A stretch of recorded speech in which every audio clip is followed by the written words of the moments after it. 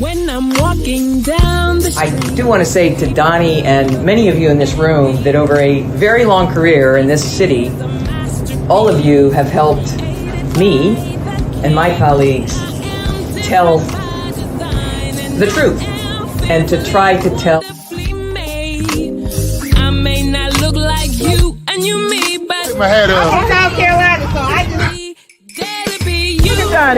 What does this event mean to you, Miss Peggy Morris? Oh, my heart. Happy 20th anniversary.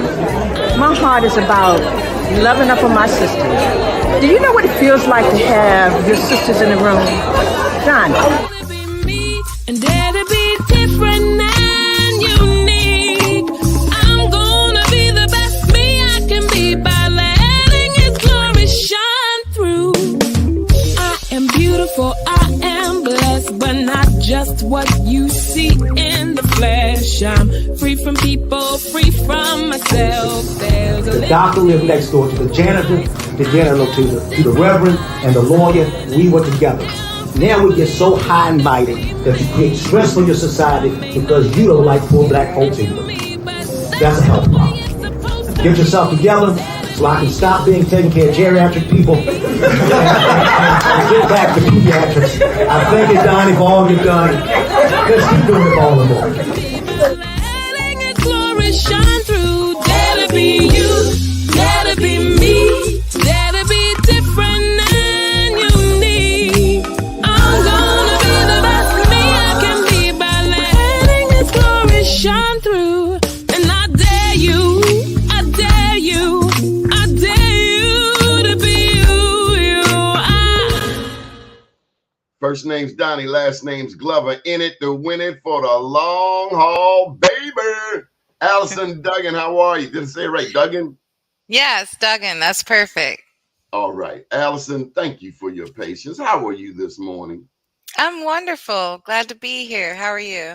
I am grateful. We are so grateful to have you. Allison, let's just jump right into it. Running a nonprofit is like, it's a full-time job. I was told, guess this was Mr. Joe Haskins. He was the founder of the Harbor Bank, that you need a business, but if you're going to really make an impact, that business should also have a nonprofit. But that whole nonprofit, do not take it lightly. It's no chump. It's a full-time job. And I understand that you can help somebody, help an entity do it a lot smarter. There's no need of reinventing the wheel. Tell me about Fusion. Absolutely. Thank you. Yeah, so Fusion Partnerships is over 20 years old now as a fiscal sponsorship organization. So basically, we are a fiscal sponsorship organization, and we fiscally sponsor 120 social justice organizations in Baltimore City. Now, there's a lot of people doing a lot of wonderful, amazing work in Baltimore City that don't necessarily have yet that full nonprofit status. It's hard to get it. And sometimes people get it too fast. There's an easy way to do it, and you do all the paperwork and you get it real fast, but then it's hard to maintain. Yes, Lord. And then you find that you hit a cap and you still have to go and do the long way and the long process.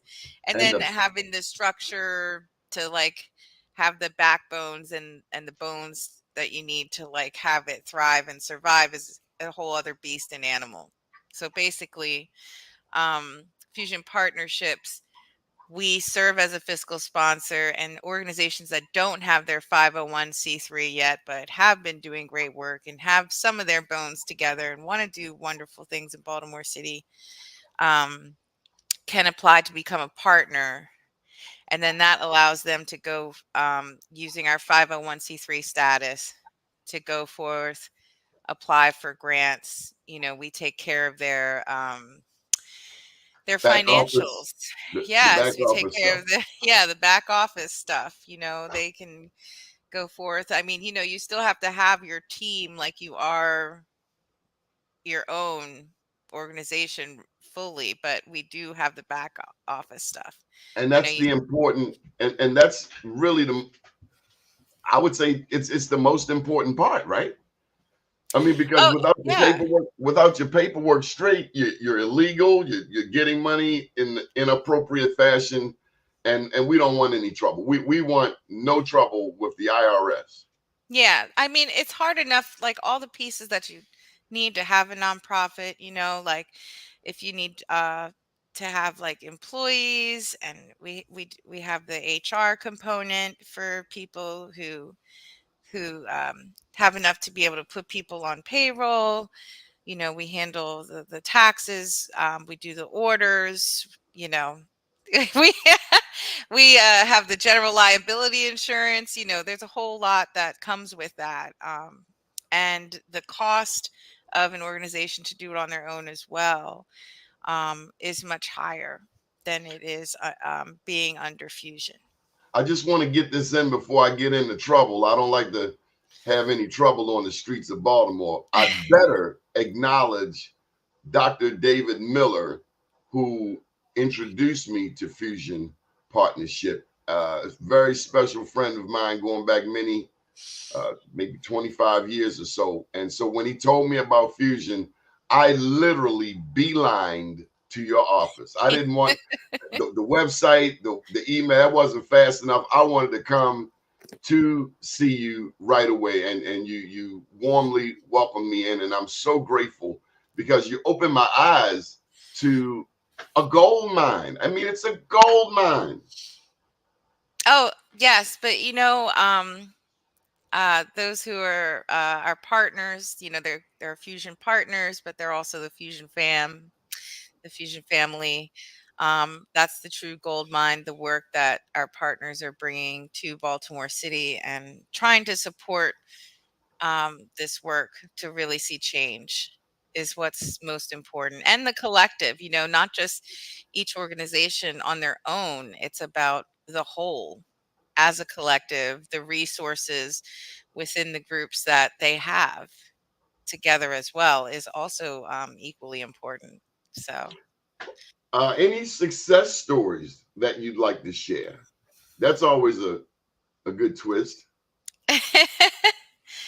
um, there's so many that you know, I don't Pick know if one. it's the day to day success or the overall. You know, there's a few that have moved on to their own, like Station North Tool Library has moved on to their own 501c3.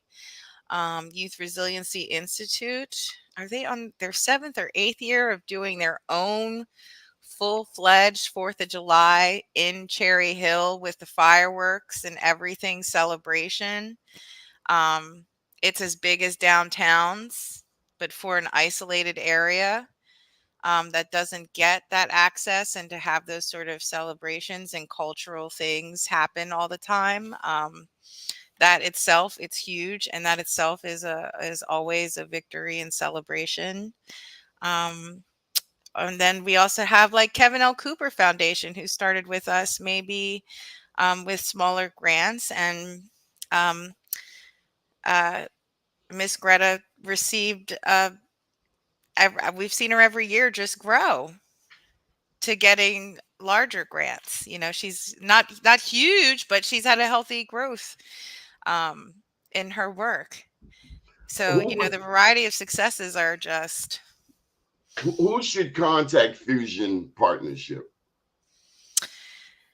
um if For you instance, let me just share. We have a guest coming on right after you, and they're doing a festival in mhm, Baltimore County. mhm. Is that a group that ought consider? And I'm not sure if this is their first year or not, but is that a group that ought to consider, Fusion Partnership? First and foremost, you should be your focus should be social justice. That's first and foremost. Those who want to make a change, uh, that is first and foremost. Then I would say that you should be in the Baltimore area or surrounding areas as well. I appreciate that. Yeah. When you told me that it it must be Baltimore centric, it was that was just refreshing news. Oh yeah. Oh yeah. Yeah. We definitely believe in the network and the resource and the power of being together, tightly knit. Um, it's easier to pinpoint when we're closer together, It and is. having Baltimore as the focus. But yes, we do have a few that are just outside of Baltimore, one outside of DC. But yeah, and again, the surrounding areas, because some groups do serve the surrounding counties. Um, yeah, and then you should have a little bit of some experience in doing some sort of programming, you know, that would be helpful, just to have some experience in uh, wh- whether you've done some work at another nonprofit and you want to venture out on your own with your own ideas, but at least having some idea of programming, how some of that works, so that you know how to set up that end yourself and what you need to like run some things. That would be helpful. So in terms of social justice, one of the things we have 5 tenets here at bmorenews.com: Hmm. Black business, public education, returning citizens, affordable housing, universal access to healthcare. I have to share with you, Allison, that the work we've done with returning citizens warms my heart more than anything. When some of those people, and particularly 14 to 17-year-olds, we had Mm. started a prison ministry Hmm. around 2006, 2007, and we would go over to L section, over to jail. The city jail is gone now, but and this housed 14 to 17-year-olds charged with adult crimes. And when those young people would come back to me, come up to me on the streets, like, I know you don't remember me, but thank you for coming to visit us. We're doing so much better now. Nothing has warmed my heart more than the work with people who have been adjudicated. As you know, America has 5% of the world's population. I know people out there might get tired of me sharing this. We have 5% of the world's population, but 25% of the world's incarcerated persons. That's 35% are Black men. Black women are the fastest growing demographic. And so I personally know that I have a mission to help be a bridge for men and women. Black women are the fastest growing demographic, sadly, unfortunately, tragically. But I know they are coming home, and we had best find a way, and especially with a president who's got charges, who's got a rap sheet now. I just had to throw that in there. Oh no, by all means. Again, if the populations of prisons are growing, I mean, it's just a design to find ways for us to be in there longer, and for Sure. even when we come out, another form of a prison. And that's the Yeah. type of work that we have to do every day. And that's why fusion is very broad in the term of social justice, because we want partners. We don't want to limit the imagination or definition of social justice, right? And that's why I can proudly say that we have so many groups that cover so many different things, because we've allowed them to define a need and how to address it. So we do have groups that do excellent reentry work. We have groups that work with immigration and refugees. We have groups that work with LGBTQ. We have groups that, I mean, mothers who have lost children, grief, um, Black maternal health, like, homelessness, youth in general, uh, youth that are incarcerated. You know, it's endless. Food disparity, food deserts, it's all because people, with their expertise that they have developed themselves to address needs and defining what social justice is, and then coming to Fusion, um, that we are able to say that a lot of those needs are covered. I have to share with you, Allison, that it is so refreshing to come to your office. It's not like you out on Broning Highway. It's not like you up, up in some other part of. You're in the heart of the city. I And we're like that. Yes, we are, but we're also not downtown either. You can park, you can you can come on up. Yes. What's Yes. the biggest joy for you, Allison? Um Always just still, even with COVID, the connection with people, you know, first and foremost. And I think COVID um COVID definitely highlights the most basic things and needs, right? And I think at the end of the day, when it comes to um as a community organizer and background myself, and understanding what actually works in getting things done, it is people connecting directly with people. If you think about on the smallest level of when you are away from someone, like it could be a family member and you are frustrated with them and you haven't seen them in a while, that frustration can grow even more because you're not in person and having conversations, right? And then when you are together and face to face, a lot of those things can be erased.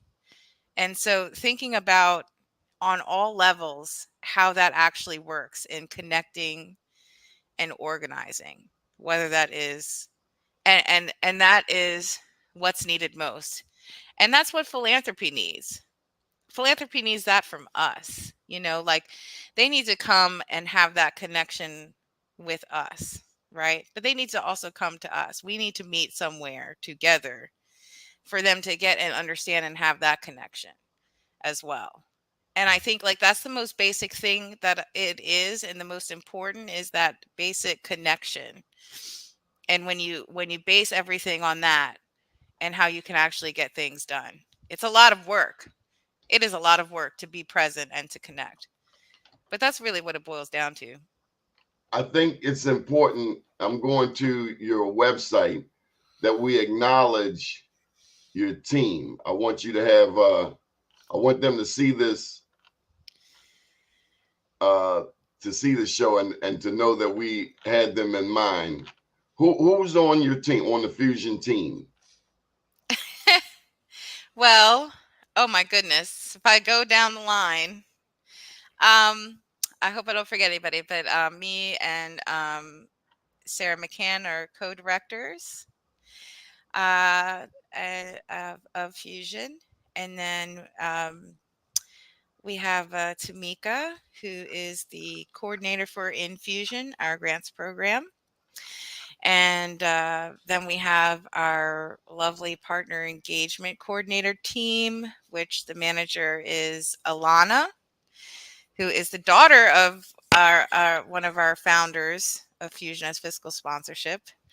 Um, she's carrying on that legacy. And then we have, the list. Then we have Tina, Jen, and Vaughn. then we have our lovely finance team, which is Katrina, Jeremy, Ime, and Jessica, and Lauren. And then we have Billy and Tim, which are our fundraising. Is that everybody? And Tiffany as our HR. I was looking. I saw it on the website, I and then know, I know. We're pretty diverse. And we are a pretty diverse group of people. Um, all lovely, all here because we really believe in mission and the mission of Fusion. Um, some of us have been here a while, and we love what we do very much, and our partners. So let me at least put the website up on the screen. I had it. I went to the website. I couldn't find it. All of the members of your Oh, team, yeah. Are you talking about the partners? just the Oh my people good. on your team. I just Oh didn't yeah, want yeah. us to Yeah, miss so anyone. That's we all. don't have a large team, but we are a small but Very mighty thorough team. though.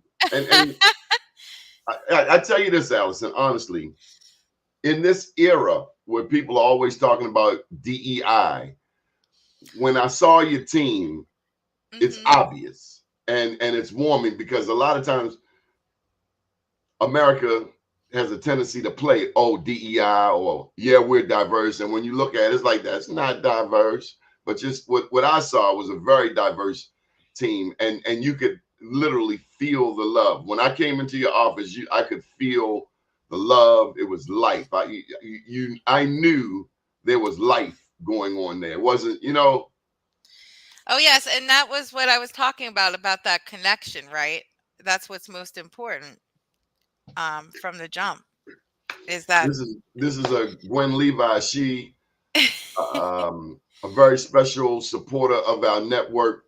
She works on behalf of returning citizens. And Oh, I wonderful. last hung out with Gwen in New York City. I was a speaker at the National Action Network on returning citizens on this one particular panel. That's where I last saw her. But she is a Baltimorean, and she's always advocating for people and their return home. So thank you, Miss Gwen. She's a huge help, and I assure you, she will be in touch with you. Here is the website there, fusiongroup.org. Any final thoughts? And you have to come back. We have to bring you back. I told you, I promised you that I will be your biggest promoter. Oh yes. There's so much to say about fusion in general, but I do want to say right now that we do have we also have, as I briefly mentioned, Infusion Community Grants Program, which is the other endeavor of Fusion. It is our participatory grant making program. It's resident led, resident driven, resident approved, which means that only residents can apply. And they have to have a team of residents that support them in the work. And residents are the ones who are part of the committee and approve where the funds go. I didn't And tell so, you this, but I'm also a community leader here in Sandtown. okay. We haven't had, I don't even know if I shared that the other day. We haven't we're we haven't had a lot of action here in our community since the Schmoke administration, actually. Oh, And so that's security. But Sandtown, the Sandtown Winchester Collective will be in touch with you. Tracy Malone, we just had a meeting last night.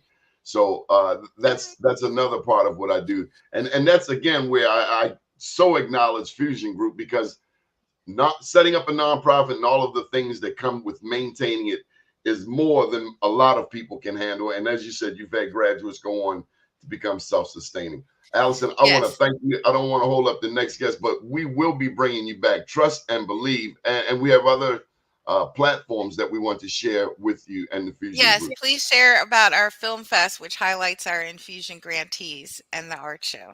I'll be sure Juneteenth. to. Thank you Thank you so so much. much. Yes, ma'am. Okay, talk to you soon. Bye-bye. Okay, bye-bye. All right, Baltimore, we rolling. We rolling right along here. That was special. Next up, you know what? I'm gonna try Shalewa. Shalewa. Yes. So there's Shalewa. two ways to pronounce it. Shalewa is the African American way. Shalewa is the Nigerian way. So my name is actually Yoruba. It's from Nigeria. Oludumare. Oludumare. Oludumare. Oludumare. That's God in Yoruba. Oh, okay. Are you Nigerian too? No, I am not Nigerian. My mom actually got her master's in African studies back in the 60s. And so she wanted to give myself and my sister names from Africa. She didn't want us to have African American names. So she did a lot of research and she came up with my name. Help me with the name of the festival so I can put this up on the screen. I'm so glad to have you here. I was blown away. Is this the first year? Hold up. Let me start from the beginning. What is the name of the festival? The name of the festival is Afro Soul Festival. Afro, is it a hyphen? No, it's just Afro and then space soul and then festival. All right. Is this the first year? This is not the first year that we're doing Afro Soul Festival. This is Slow our me. second year. Well, okay. Okay. All right. We got that straight. Yes. Second year. And Second year. and special thank you to Makita, and thank you to you for your prompt response. You know, the internet can be slow, but we're here. I first stumbled across it yesterday, Afro Soul Festival. What is it? Where is it? When is it? All of that. Okay, so And you take a moment. I'm gonna fill up my car. sure, no worries. Okay, so the Afro Soul Festival is June 15th, 2024, and it's going to be held at Genesee School. The address is 11202 Garrison Forest Road, and it's from 12 p.m. to 6 p.m., and it's a free festival. The festival is going to be covering a fusion of African culture, African American culture, and Caribbean culture. And that's the purpose of the festival. The purpose of the festival is to actually bring all these cultures together through music, through food, through entertainment, and through vendors. So that's the reason why we wanted to have the festival out here in Baltimore County, because we believe there's not a lot of diversity. There's not a lot of things around culture out in this area. And so we had it last year. We had a turnout of about 2,000 people. And we're hoping that it's going to be a large turnout. First time? First time. Yes, first time. So who thought of it? You created this? So my team, again, 5 Star is about empowering women. 5 Star is about empowering women. And so what we do is we do workshops, we do events throughout the year for the community and then also for our members. And so Afro Soul Festival is just one of the events that we do. We wrote for a grant and we received funding from Johnny O's office. The name of the grant is Maryland State Arts Council. They're providing us funding to do this. So they're giving us funding so that we're able to do it for free. We've also received sponsorship from a few places. We received sponsorship from Body Basic Wellness Center, which is out in Reisterstown, Maryland. We received funding from the Afro News.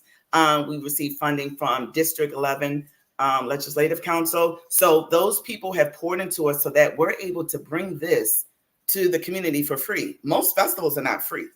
And so that's how we're able to do it. Yeah, because you have to pay people. Correct. Right. So we still have to pay, for our entertainment. We have to pay for the stage. We have to pay for, all the different things that go into making the festival successful. So that's why sponsorship has really been helpful, and getting the grant has helped us do this. I see this blowing up. I do too. Like, I got to keep it real. Okay. I do know there's the African American Cultural Festival. Mm-hmm. It's been held in the late summer, going into September. It's all the way in Towson. Right. We've been going out Liberty Road. Are you from Baltimore? Your family from? You got any Baltimore City? I grew up here. I went to high school here, but I wasn't born and raised here. Okay, in Baltimore County or the city? In the city. I went to Western High School. Western, go Western. I was next door a couple of years over Poly, yeah. Okay. But we have been moving as a people from West Baltimore out the Liberty Road corridor, Reisterstown Road, Security Boulevard. We've been going out there since we could. There was a time when segregation limited Black people from living north of North Avenue, west of Fulton Avenue. So it is so important that we have an Afro Soul Festival, considering the mass migration to that Northwest segment. Have you heard of the Northwest Voice newspaper? The Northwest Voice newspaper? No, I do not. Well, I assure you, they will cover this event. They cover Catonsville to Pikesville. They're one of our media partners. Mr. Kenny Brown, and Okay. I am so grateful to learn about this festival. I only wish I had learned about it sooner, so that we can, would have been able to have you on even sooner. But it's June 15th. That's what, next So Saturday? it's not this Saturday, it's the following Saturday. Wow. Yeah. So we still have some time to get it out there. Oh, we will. I appreciate that. What's the lineup? Okay, so the way we're going to open it up, we have April Watts. She's going to be our hostess. Go April. We have DJ Tons. He's going to be the DJ. So it's going to start at 12. We're going to have music playing. Sean Marshall. I mean, I don't know who's the greatest, but I know them both, and they're both beautiful people. Absolutely. So we're going to have, people are going to be able to come, walk around, get some food. We have a lot of vendors. We have about 35 different vendors. We have food vendors, food trucks. So they can come, they can shop, they can hear the music. And then we're going to kick it off with libation.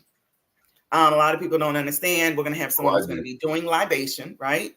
Honoring ancestors and, the land that we're on and all the other kind of stuff. So we're going to kick it off with libation. And then we're going to go right into African dancing and African drumming. So we have an African dance troupe that's going to be coming to do the drumming, to do the dancing. Then we also have Strikers Posse, which is an all-female reggae band. So we're excited to have them. They're going to be performing. What time are they? I believe that they're going to probably come on around 2. I think they're coming on at 2. The dancing probably will kick off at 1. The reggae band will come on around 2. And then we also have a fitness instructor that I love him. He actually does a lot with Afro beats and soca music. And that's a big thing with Afro soul, because one thing I also want to highlight is that, Afro soul is about the fusion of the different cultures, right? So we want to actually have some African music. We want to have some Caribbean music. And then when you think about the Caribbean, sometimes people just think reggae, but there's other sounds from the Caribbean. So that's one thing I like about the fitness instructor. His name is Mr. Big Energy. He's going to be coming and he's going to do a 30-minute segment on fitness with a variety of different music. And then we actually have a Nigerian artist that's going to be doing Afro beats. And so that's going to be at the later part of it, I think around 4:00. And then we're just going to close it out with good sounds, good music, good vendors, and a good audience. Tell me about this venue. I've never heard of it.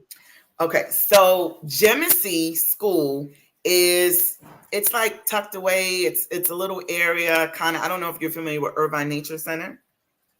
I'm not. No, okay. Jemisi is a private school. It is a school that actually deals with. Is it off of Garrison Forest going? It's off of Garrison Forest. Yes, it's off of Garrison Forest. The cemetery. Exactly. It's down the street from the cemetery. And they don't play no speeding out there. They got speed traps all over. Go flying out there if you want. You will get G-checked with one of them. Exactly. So it will be on Jemisi's property. So they have a huge field. They have a huge open field. We didn't even fill up all of it last year with 2,000 people. So there's going to be space where the festival is, and then we have additional space on the other side. Say it again. It's so special that we are being accommodated, and I'm glad to know that Johnny O was helpful. I personally worked on his campaign where he won by 17 votes. Okay. So I take some responsibility for Johnny O's tenure, and he beat out some people who just were not speaking about our community, if you know what I mean. They were not speaking very well of the Black community. And they didn't understand, one lady in particular, the interrelationship of Baltimore City and Baltimore County. Mm-hmm. There's some people who live in the county and want to point fingers at Baltimore City. Right. I live in the city, and I've seen both sides. I can point fingers either way.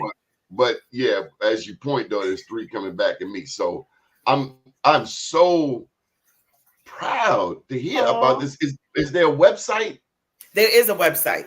So the website is www.5, and it's 5 spelled out, FIVE, *womenofcolor.com. And once they go to the website, there's a menu item that says Afro Soul Festival. They can click on that. From the website, they can register. Again, it's a free event. So the registration just allows us to get a count of how many people are going to be there so we can prepare. So people could go to the website to register. People could go to the website to actually 5starwomenofcolor.com. Yep, that's perfect.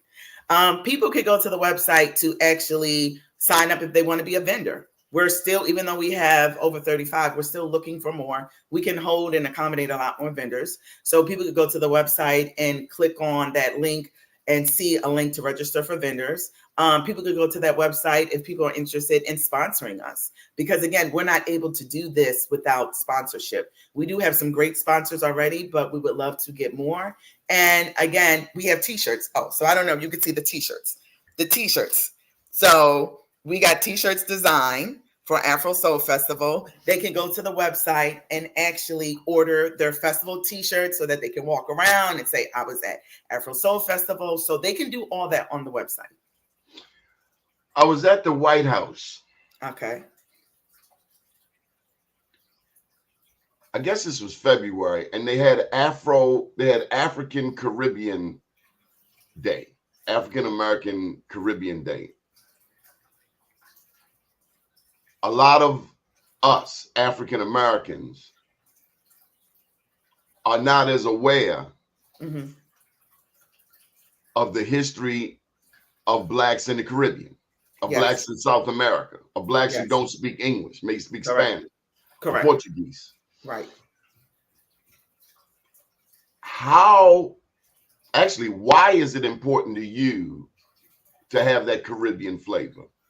So I think, again, going back to when I talk about the purpose of 5-Star Women of Color, our motto is building specifically the woman within, but just in general, building the individual within, right? And so we are about empowering women first and then people overall.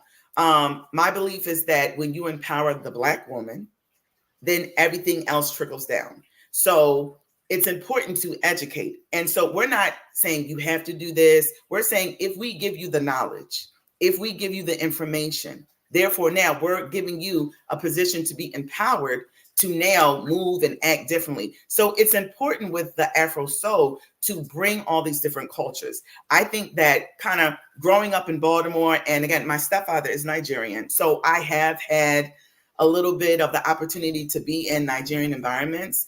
By being in Nigerian environments, I've been able to see the food, the culture, the language, the weddings, all those different things. And that's because of, how I grew up. But I feel like a lot of my African-American friends, a lot of people do not see that. They might just see what they see on TV, or they don't have that interaction with individuals to actually know. Like you said, in the Caribbean, there are some people that look like us that do not speak English, that speak Spanish. There are some people who, actually have different types of food and different type of music and different type of cultures and different type of religions and all that stuff. And so we just want to fuse it all on that day. So that's why we're trying to get as many different food spots to represent the taste of different culture, the Caribbean food, the African food, and of course the African-American food, also with the sound, and then just with the rich history. So once people come to the festival, we feel like once they've seen that, once they've been exposed to that, that then will help educate them and empower them in the long run. So I got a pop quiz question for you. Since you're the aficionado, have you ever, I never met this guy. I never heard of this guy. I'm 58 going on 59. God willing, Jesus 30, creek don't rise. There's a lot I don't know about. Some people close to me can't believe that I don't know certain things. I know a lot of Black history. But music is so diverse. There's so many artists to know about. But I met Cima-Funk. C-I-M-A Funk. And he's an Afro-Cuban. He was at the White House during this African Caribbean Day. Oh, wow. And he's big friends with Bootsy Collins. He's considered in Cuba on the level of Bruno Mars. And it was who else? He's just very popular. And it brings to mind how much we don't know as African Americans about Absolutely. the music, the artists, the food you mentioned. And tell me about that food. I am a foodie. I may not look like it, but I'm a big foodie. What kind of food you gonna have? So we actually have a Nigerian restaurant that's actually going to be there. I think they're called Posse's Kitchen. We actually have Sharif's, who's a food vendor. You've heard of Sharif's? He's right around the corner from me here in Sandtown, down there on Franklin Street. Okay. Got So the we truck. have Sharif's. We have barbecue. So that's kind of like the African American food. We have Cakes by Cynthia. That's desserts. We have Rita's. I'm trying to think what else. I think we have like some Jamaican food that's going to be there. So I hope you're gonna have the jerk chicken. My goodness, you can't have an Afro Soul Festival. You don't have no jerk chicken. that's the goal. That's the goal. We want people to be able to say, okay, I can have some jerk. I can have some curry. What about some oxtail? What about some goat? Because I love curry goat. That's my thing. Who's your favorite Jamaican restaurant? I mean, I'm biased. I've been going to island cuisine for so many years, and I've done. Hey! I watched them grow. I remember when they first started. It was around the time of Kenny's newspaper, Northwest Voice. Okay. I think their first location was on Liberty Road. Yes. Right there at Old Court. And I'm a big jerk chicken fan. Here in the city, I go to Avenue Jerk what's called Culture down on Pennsylvania Avenue. Okay. Or if I go uptown, I go to Max's on Rogers Avenue. Those are my two favorite spots. The first spot I ever went to was Royal Maroon, and I think they've since merged with Blue Caribbean.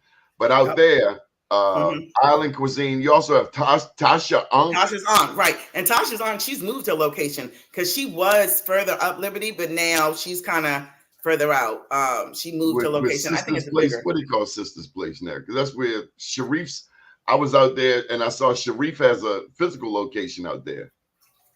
Sharif's. Yeah, I have not actually been to Sharif's physical location now. Yeah, but I know he has the food trucks as well. Yes. We count us in. Be More News, Black USA. Please count us in. Absolutely. And there are other platforms I would love to bring you on and get this word out. Have you done any interviews yet like this? Not this long, not with this much detail. So I definitely appreciate, because, you know, the other interview I did, I actually was on WBAL Channel 11 on Sunday, which was good. That was nice. That was my first kind of visual interview, television. I'm glad it was you're like not 5 stuck. minutes. Oh no! I'm giving you more than 5 minutes. Right. 5 minutes? Come on. 5 minutes. I try to cover a whole lot in that 5 minutes, and I appreciate it. So that was kind of the first. I've done one other radio, but you were my third interview, and I do appreciate the amount of time that you're giving me to talk, because I'm able to cover a lot of different things around the festival, around the organization. There's a lot that, you know, gets left off when you just have 5 minutes. So I appreciate this time. So I'm just curious. I'm looking at your wall behind you, and what comes to my mind as I'm looking at it are African masks. There was a time I had a huge African mask collection. I won't go into what happened to it. It's not mine anymore. It's somewhere else. But will you have any African masks for sale? So I do believe that there are going to be some vendors there. We have one vendor in particular who, she is a member of the organization, and she actually gets items from Ghana. She has a connection in Ghana. And so that was what was displayed on television. I brought some of her items. So I do think that there will be representation where you will be able to look and get some African masks. And I do actually have African masks in my house. They're just not on this level. They're downstairs at the entrance. I had a beautiful collection. I might try to reestablish one. What else? African. So, you know, one thing that we do know about is kente, and different fabrics and clothing. Any clothing that will be for sale? Oh yeah. So we have several vendors who actually specialize in African clothing. Last year there was this vendor. she was sold out. So many people were in line because she had very vibrant colors. She had dresses, she had wraps, she had, gay lace. She had a lot of different things. So there's definitely going to be What's gay a gay lace. lace? So gay lace is when you see women and, it's the wrap on their head. There's different types of gay lace. So my mom, I grew up, my mom wearing gay lace back in the 60s and the 70s. So I'm really introduced to this like at home. So my mom would have like material, African material, and she would wrap it around her head, and that was a gay lace. Now in the modern time, there are some African boutiques where they actually create the wrap for you, and it kind of fits on your head like a hat. But that is the term gay lace when you see African women or just women in general where they have that wrap on their head. I'm trying to stay positive but I've seen some things people wearing out here in these streets, and shout out to Monique for saying it like it is. I know what you're talking about. Lord have mercy. I remember as a kid, as a young person, hearing wiser, older community members say, "Hey, what's up, African?" When I went to Morehouse, there was a brother named Mukasa. And Mukasa, he would always say, "What's up, African? Greetings, African." Right. I also think back to the brainwashing of Tarzan, of this white dude riding through the African jungle on a vine. Right. The brainwashing. You mentioned Nigeria. Of the 54 countries at last check that I know of in Africa, Nigeria has the largest population, 200 million, a multiplicity of cultures, but I know of Yoruba, Igbo, Edda, Eka, Hausa being among the 5 major ones. Right. How important is it for us to know about our Africanness? And this is me personally speaking. This is now Shalewa speaking, not necessarily 5-star, but me speaking. I think it's extremely important. I just remember back when I was younger and having that rich name. So my full name is Shalewa Shakira Nyanza. All 3 are African names. Slow down. Do that for me one more time. Shalewa Shakira Nyanza. Beautiful. Thank you. And I didn't appreciate that when I was a little girl. I didn't really, because everybody I was around didn't have African names besides my sister. And Makita is named after Queen Sheba. So I only saw it in the household. And I wanted to give myself a nickname. So I was like, oh, don't call me Shalewa, call me Shay. Because, it was unique, but I didn't understand the beauty of it being unique. What my mom was trying to do was teach us the rich culture. I mean, growing up, my mom taught my sister and I Swahili. Now, I don't remember all of it now, but that was something important that she instilled in us. And so now that I am an adult, it's interesting. I have now embraced it where I'm like, okay, I want people to call me by my African name, not Shay. I've embraced it in regards to, what I'm trying to create within the organization. I've even done a rites of passage process. I don't know if you're familiar with Sankofa Emma, but that is an adult woman's rites of passage process that I did. I completed July 2023. And that wow. actually, it was. I've heard of it for males. Yes. But for women, say the name again. Sankofa Emma. Sankofa Emma, yes. And so it was 15 adult women, and we went through a whole process. And even though I grew up a lot with, the things my mom instilled, but it actually was teaching, like we were cooking African food.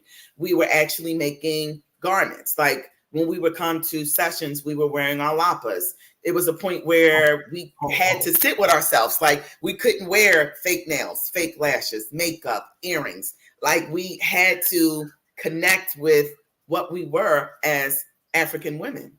And so that was a rich experience that I kind of tackled on kind of some of the things that I already learned. It empowered me in other areas. So to say all that, I do think it's important to know where you come from. I have a daughter who, and I named her Nala Nefertiti Aya.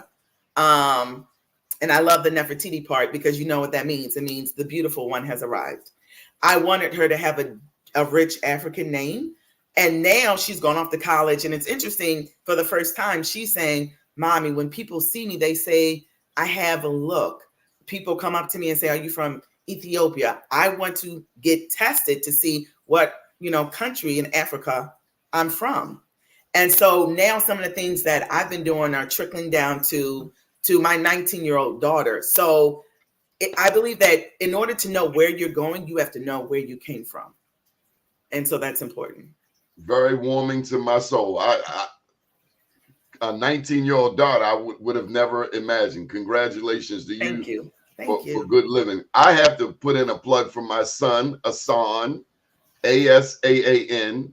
Okay. And I got that from the Akan name, AKAN. They were out of West Africa and they did not tolerate slavery. Right. And then my daughter's name is Nyende Amari. Okay. Okay. Prayer warrior and ancestral blessing. That's how I define those names. And I don't know all the way how they felt about it as younger children, but I think both of them today are proud of their name. I pray to God. Yeah. And it's like, it's crazy. It comes later on, like when you're 10 and 11. I know I used to get, teased and people would say stuff about my name, but now, as an adult, and like I said, with my daughter now 19, so I'm pretty sure with your children, they now appreciate having that unique name that actually has meaning. And it's interesting. I know so many people in these communities where they want to change their name or come up with another name. And a lot of times they ask me, well, when did you get that name? And I'm like, from birth. Like I had that name. And Shalewa means that my spirit chose the family to be born into. So it has deep, rich meaning. And I'm embracing that now in my adulthood. I'm proud of you. I'm proud. I'm proud to be a part of this important conversation because we live in a world. Do you see some of the foolishness that's on social media? Yes. It's as if we've lost our minds. I mean, some of the stuff, and it's like, baby girl, you don't have to do that to get attention. But again, I think that goes back to sometimes upbringing, and again, not having self-awareness, not have, I've had multiple debates with a lot of women when it comes to Black women, how we show up, how we look. And that's why one of our stars is definitely the attractive appearance star. It is about, before you come into spaces and open your mouth, people perceive you based on how you look. So how do we show up in these environments? How do we look? And a lot of women that I've talked to feel the need to mimic European looks in order to find beauty within themselves. And so, how do you feel about that? Okay, so now you're talking to me personally. Yes. Personally, not 5-star. This is me personally. I just feel like, and again, I had to sit with myself when I was going through the rites of passage, looking at myself. I believe that we have been brainwashed, and there's a lot of things where, like, even, you see, I have locks. I started my locks back in 2008. And when I first started my locks, I was wearing a wig. I felt like my locks weren't beautiful because I wasn't used to that. I was used to wearing the weave. I was used to wearing straight hair with a perm. And so it was such a shift, even though mentally I wanted to do it, it was hard to shift my mindset to say, I still look beautiful. I felt like you saw my face. I felt like I had to compensate with makeup. I felt like I had to wear big earrings. At some point, I started wearing wigs because I just felt like I wasn't going to be accepted. And my peers, some of my girlfriends around me were saying, locks aren't beautiful, locks aren't sexy, locks aren't attractive. But I had to kind of sit with myself and go through that journey of, this is beautiful. My face is beautiful. This is how I was created. And so from going through that experience, when I do have conversations with other women and I say, like I had a friend of mine who said she's not comfortable wearing her natural hair. And I was saying, what do you mean? And so she was like, she just felt like it's easier to maintain, or, you know, she just felt more beautiful with like straight weave. And so those kind of mindsets, I think, are big sis, it hurts me when I see us. I understand it, and I'm not passing judgment, but I'm just looking at these otherwise beautiful Black women. Absolutely. With straight hair. If your hair is straight, let it be straight. You know, if you were born with straight hair, so be it. But you want to look like her? She want to look like you. Right. That's the crazy thing. But that's where knowledge comes in. That's where it's important to actually educate. The education will help create the shift within these women, which will then empower them. I mean, have you seen what other races do? They go to tanning salons. Oh, absolutely. To get what we have naturally. And I'm so glad to hear you lift up the Black woman. Oh, yeah. Five-star women.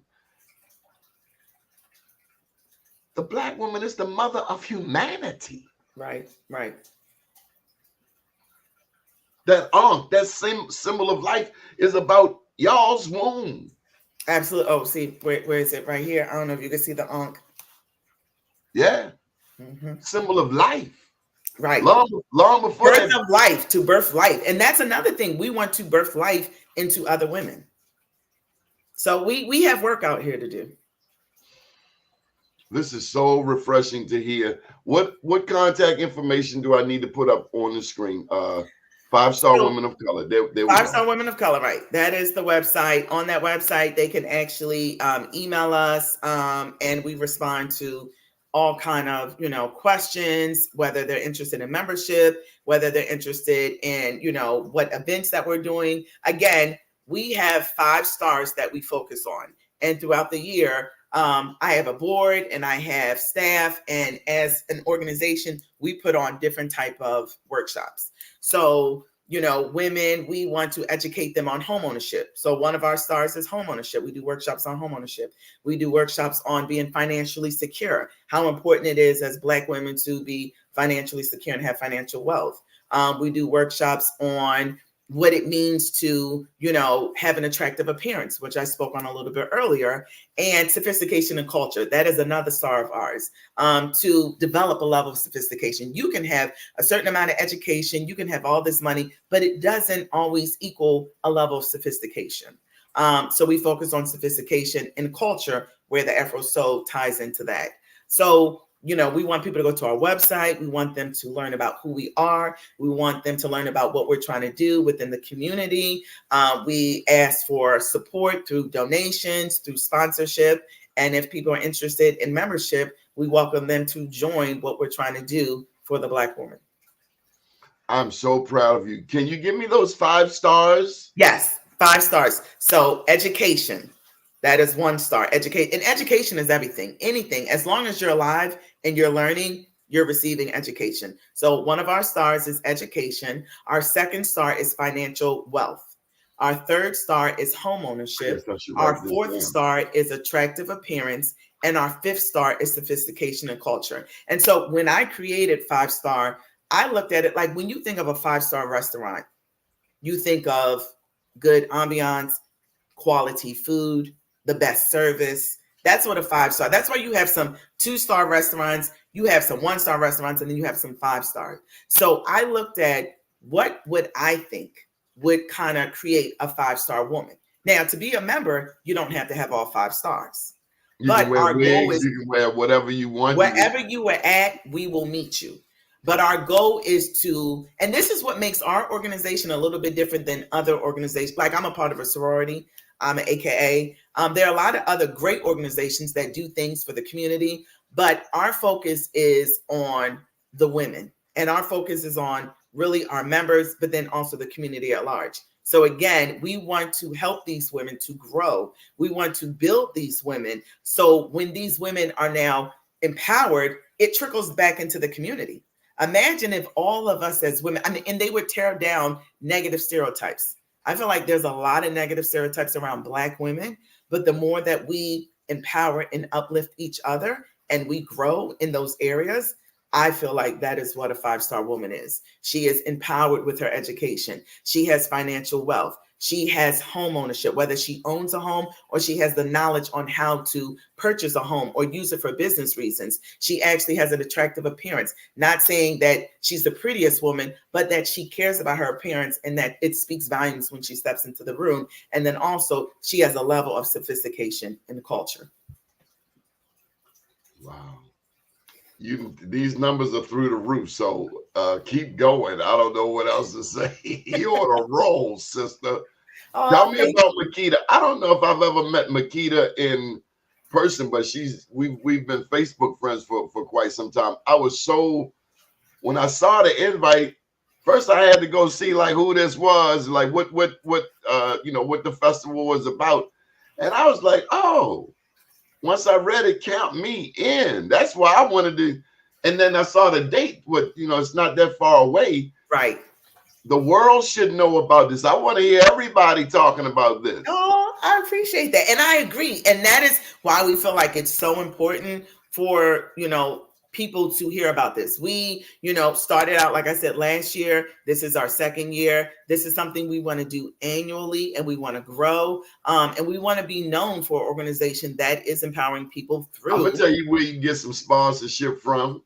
Okay, I got my pen. Where? First of all, Baltimore County Councilman Julian Jones.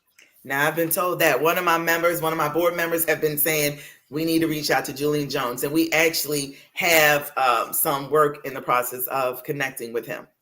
Senator Ben Brooks. Yes. And Makita, because, Makita's in PR and Makita's background has been working with a lot of these elected officials. Makita is kind of heading that part up. Too. Do you know Delegate Scott Phillips? You say he has money too? I bet you he can get you some money. 410-984-5050. I'm writing all this down. Cha-ching. And that's what we need. And again, I think that people need to understand, because we are a nonprofit organization, I don't know any other festival, specifically like in this area or even in Maryland, that does it for free. A lot of people have said we need to be charging money and all the other kind of stuff. But if we everybody got something to say. Everybody got something to say. You do. But if we have the sponsorship that we need to put on this festival, and look, helps us. Yes.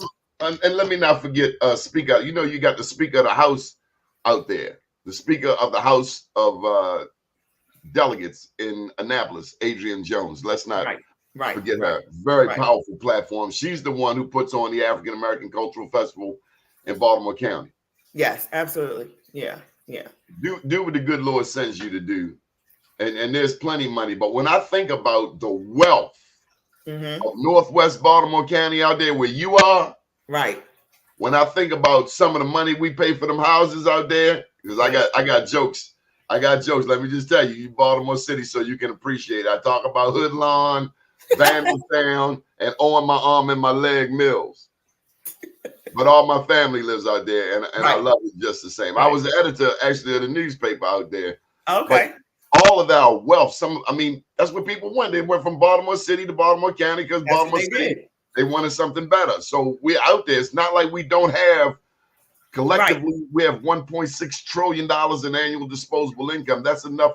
That's the equivalent of possibly the 16th largest economy on earth. Ain't no Baltimore County without the Black part.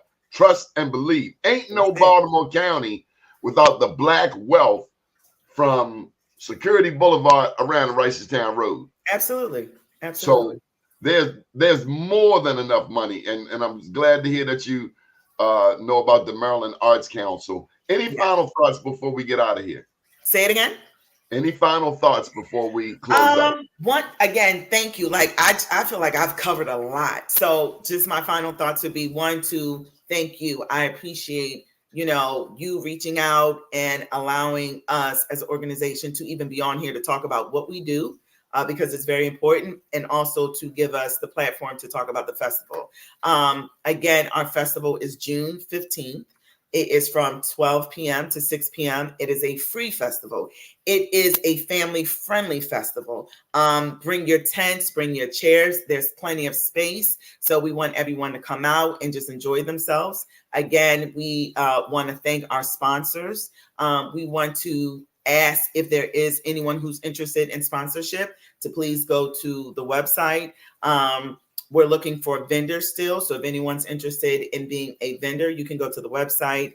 And again, that website is www.5starwomenofcolor.com. Shirts, again, if you're interested, I got to rise up to purchase a shirt. We want you to purchase a shirt because, again, that money goes back into the organization so that we're able to continue to do things. Trying to think anything else. That would be it. Oh, I did want to shout out some of the vendors. I did actually get, information from one of my members. So we have Jer Candles. So that is one of our friends, April Ryan. She's White House correspondent. April Ryan actually is a good friend of ours. Yeah. April is going to be a vendor. She was a vendor last year. She's going to be a returning vendor. We actually have her. How much is it to be a vendor? Say it again. How much is it to be a vendor? $250. You trying to come on? I may have to come out there and sell some books. Come on. We still got space. I can personally send you the link, and you can sign up to be a vendor. And the thing that I always say is when I think about a great festival, I think about good food, good music, good entertainment, and great vendors. I do have a question for you. Go ahead. So just to kind of shout out some of the cakes by Cynthia. We actually have new African designs. We have CC Spices. This vendor is about spices. We have a vendor that's doing henna. We have Her Alabaster. That's the vendor who's actually bringing stuff from Ghana. We have Federo Place, the Posse Kitchen.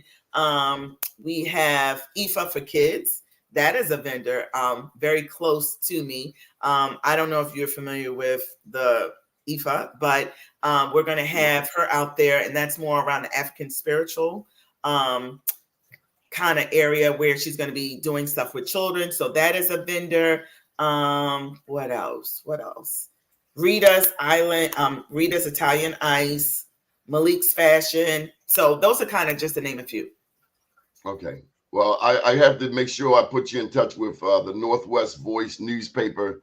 Okay. Mr. Kenny Brown, so that he can be sure to cover that event. That's the black newspaper in that part of the world. I'm all about black media. BeMoreNews.com, BlackUSA.news, and that's why 5starwomenofcolor.com is my new favorite. Okay, I appreciate it. I thought you said you had another question. Was there any other question you wanted to ask me? Yes. I told you I'm a foodie. Okay. The hottest dish I've ever tasted was over in Washington, D.C. at an African restaurant. It was the spiciest. Well, then again, let me just say the Indians, the kumari, there's a dish called kumari. Yeah, that's pretty spicy. What is the spiciest African dish you've ever tasted? Okay, now see. I had something to set my soul on fire. No. See, now, if you were to talk to my mother or my stepfather, I don't really like spicy. Even for me, jerk is spicy. It is. So my taste buds don't really appreciate the spicy. I feel like when food is spicy, I can't really taste the flavor. So I can't really answer that question, the spiciest food, but talk to me. I need it. I mean, hot in, hot out. Lord have mercy. Right. This has been beautiful. Thank you so much for taking the time out again. Thank you to Makita for making this happen. And we have to get you back on some of our other platforms. Absolutely. I would love to do that. Okay, good stuff. Up to date, down tomorrow, do your day, and everything will follow. Nothing to it but to do it. I got to do it regardless of how I feel. I am somebody. I am my brother's keeper. Good morning, world. And thank you. Thank you.